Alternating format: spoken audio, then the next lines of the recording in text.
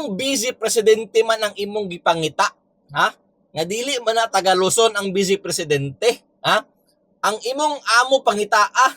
Ha? Tanawa ra yung baan niyo? Bula oh. Awa. Mukhang pati ang Diyos nagagalit na rito. Inaalaw niya na yung bahay. Tama. Ha? Galit na ang Diyos. Ha? Binaha niya ang Luzon. Ha? Hindi ang Mindanao. Ha? Kasi sa mga flood control ninyo diha, ha? Nga mga gross project, ha? Sa inyong mga corruption diha sa flood control. Diya na nasuko, dili sa vice presidente. Ha? Buang kalayo. Baha na sa buong Luzon. Anong ginagawa ng ating Vice President? Nagpupunta sa iba't ibang bansa. Anong gapangita man kas vice presidente? Ha? Asa man day imong presidente nga amo? Ha? Nganong ang vice man imong gipangita? Kana imong presidente gipangitaa kay taga Manila na, ha? Ay ngano? Inutil no. Way gibuhat? Ha?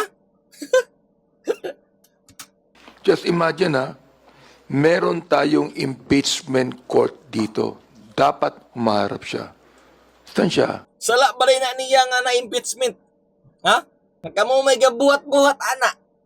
Diba? Naaba rin sa balaod nga obligado siya nga siya mismo muharap sa impeachment. Wala man. Diba? Impeach mo. Kunya karon inyong gapangitaon. Ha? Nabuang na mo. Ha? Nasaan siya ngayon? Gusto kong tanungin, nasaan ba siya ngayon? Meron akong nakita na video. Sumasayaw pa siya. Nasaan ba siya ngayon? Si problema sa kasayaw-sayaw. Ha? Porkit na impeachment, mag-uol, magluklok, di na pwede mag-happy-happy.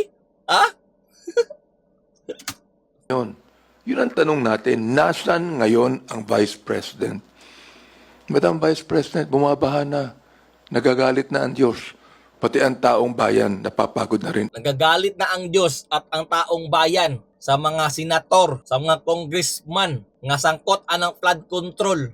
Ha? Wala na nasuko sa vice presidente. Ha?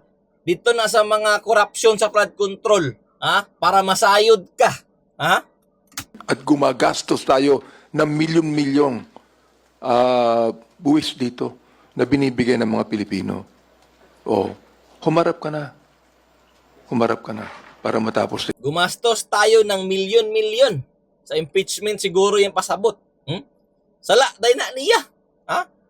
Nakamoy nagpa-impeach. Nya sa inyong paninglan. Nambuang na ka. Ha? Wa ka Kuya Pi. Ha? Karon nga siya inyong ipa-impeach. Ha? Gihiring nga Senado. Nya, anong murag kamo may apektado? Ha? Murag kamo may iritado. Kamo may suko. Ha? What's the problem?